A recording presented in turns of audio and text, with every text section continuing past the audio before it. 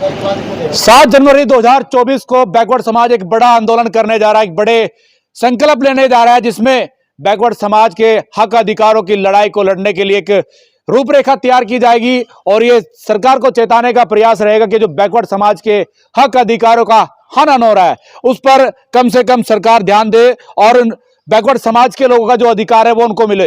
राजनीति में भागीदारी की बात हो या फिर सरकारी नौकरी में जो शोषण हो रहा है उसमें भागीदारी की बात हो, उसी तमाम विषय को लेकर के 7 जनवरी को बैकवर्ड समाज के लोग एक सम्मेलन बुला रहे हैं, जिसमें तमाम समाज के लोग पहुंचेंगे, बैकवर्ड क्लास के सभी लोग पहुंचेंगे।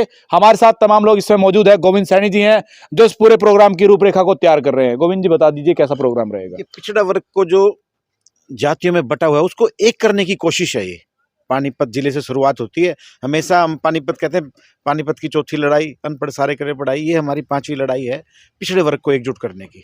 इसमें सारी जातियों को हमने सबको निमंत्रण दिया है कि पिछड़ा वर्ग इकट्ठा हो जाए, क्योंकि अलग अलग करके हमारा शोषण हो रहा है।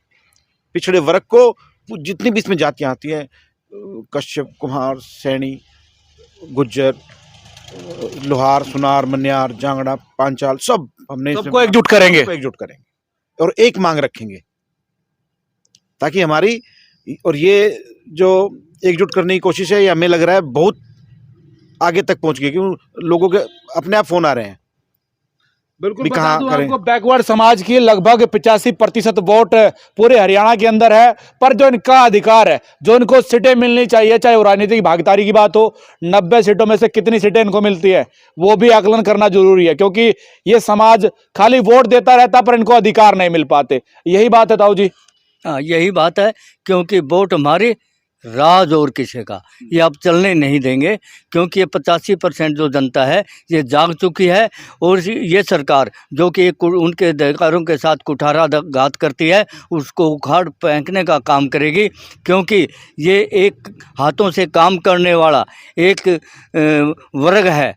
क्योंकि ये वर्ग अपने हाथ की दस्तकारी से इसको भारत का सोने की चिड़िया भी इसी कारीगरों ने बनाया, क्योंकि यहाँ सोने की खान तो एक ही है, लेकिन जो बाहर के व्यापारी आते थे वो उनसे सोना लेकर दे करके यहाँ के कारीगरों के हाथों से बनाई हुई वो कारीगरों को हाथों का भी काम इस सरकारों ने खोस लिया है।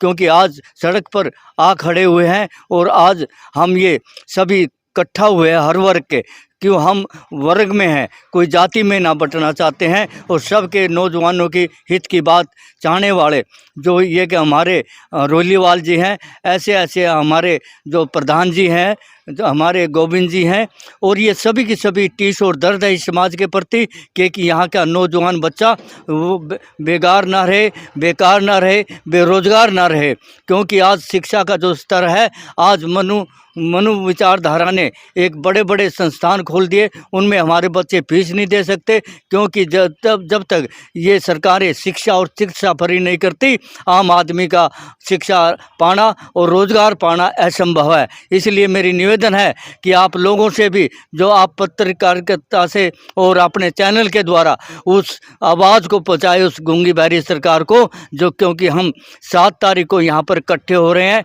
और हमने जन जागरण अभियान चलाया हुआ है, और लोगों की राय भी हमारे पसंद आती है, क्योंकि हम चिंतित हैं इस बात के कि आने वाले बच्चा का भविष्य सुधारा जाए। जय हिंद, जय भारत।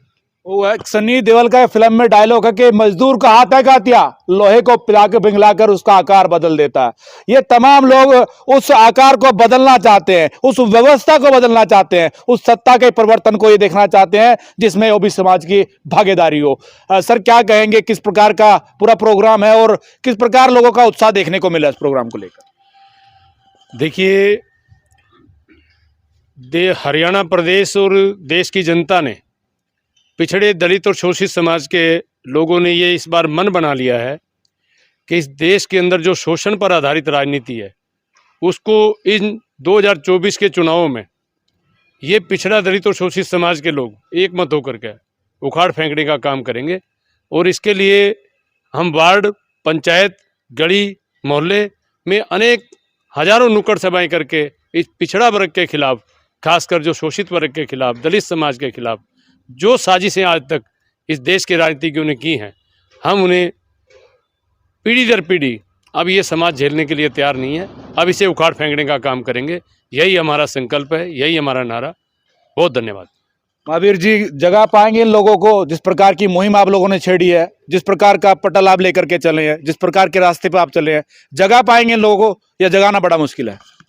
जगा पाना बिल्कुल मुश्किल नहीं है, जगाना शुरू कर दिया है। लोग जागना शुरू हो गए हैं। हमने गांव-गांव जाकर, गली-गली, मोहल्ले जाकर ये कार्यक्रम शुरू कर दिए हैं और लोगों के अंदर इतना उत्साह है कि वो सभी जो है इस मुहिम में शामिल होंगे, पक्का होंगे। ऐसा कोई कारण नहीं है जिससे कि ये व्यवस्था का में परिवर्तन ना हो सके। अब हमने देखा है जगह-जगह जाकर लोगों का उत्साह, जो हौसला है।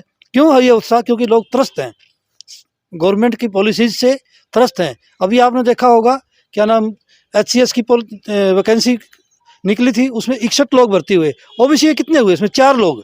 क्यों 4 लोग भाई? वहाँ तो 10 वैकेंसी थी, बाकी 6 लोग क्यों नहीं किए? क्या वो क्वालिफाई नहीं किया उन्होंने? क्या काबिल नहीं थे? सिर्फ गवर्नमेंट ऐसी पॉलिसियाँ बना लेती है ताकि इन लोगों की कट ऑफ लिस्ट में ऐसे पॉइंट डाल दिए जाए ताकि ये लोग अंदर ना आ सकें। कुछ वही पॉलिसियों का हम विरोध कर रहे हैं और कहीं ना कहीं जब तक हमारे लोग प्रशासनिक व्यवस्था के अंदर एंट्री नहीं करेंगे, राजनीति में एंट्री नहीं करेंगे, ये हमें रास्ता देने वाले नहीं हैं। और यही हम चाहते हैं कि हमारे जो भाई हैं वो राजनीति में और प्रशासनिक व्यवस्था के अंदर प्रवेश करें। उसका रास्ता या तो एचसीएस है या राजनीतिक लड़ाई है, और वो लड़ने के लिए जनता बिल्कुल तैयार है।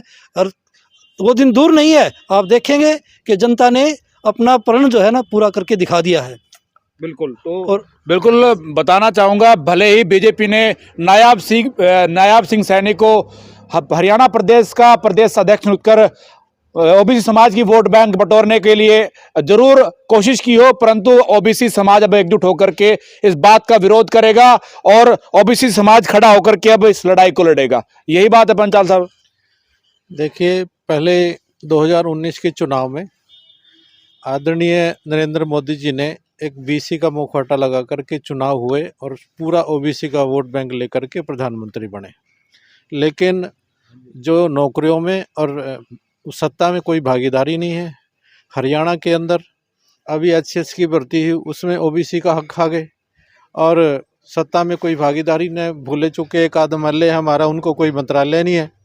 अब 9.5 साल बाद अब नायब सैनिक की याद आई है और पूरे देश के अंदर एक स्मार्ट सिटी का एक बिगुल बजाया था, स्मार्ट सिटी बनाएंगे।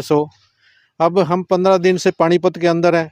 पानीपत में बीजेपी का एमएलए है, सरकार का एमएलए है, लेकिन कोई गली नुक्कड़ में कोई गंदगी के ढेर हैं, कोई ऐसी गली नहीं पूरे पानीपत के अंदर जो पटी नहीं हो। पानीपत का बुरा हाल है, जबकि हरियाणा के अंदर टैक्स के अंदर सबसे ज़्यादा अगर टैक्स देता है तो पानीपत देता है, लेकिन उस शहर का बुरा हाल है। बड़ी बड़ी बातें करते हैं स्मार्ट सिटी की, तो इन बातों को लेकर के सरकार लोगों को बेवकूफ़ बना रही है। ओबीसी का हिस्सा सरकार में और नौकरियों में कोई गिनती नहीं है। तो इन्हीं बातों को लेकर के हम लोगों को जागरूक कर रहे हैं और लोगों को समझ में आ रही है। ये पहले वाली बात नहीं है कि राजा के घर से राजा पैदा होगा। अब जनता के वोट से, चाहे गरीब का वोट है चाहे राष्ट्रपति का वोट है, तो सबका वोट बराबर है। तो लोग जागरूक हैं और लोग समझ रहे हैं। अब उन्होंने 75 साल से देख लिया कि वोट हमारा, राज तुम्हारा अब नहीं चलेगा, और लोगों में जाकर के जागृति पैदा कर रहे हैं।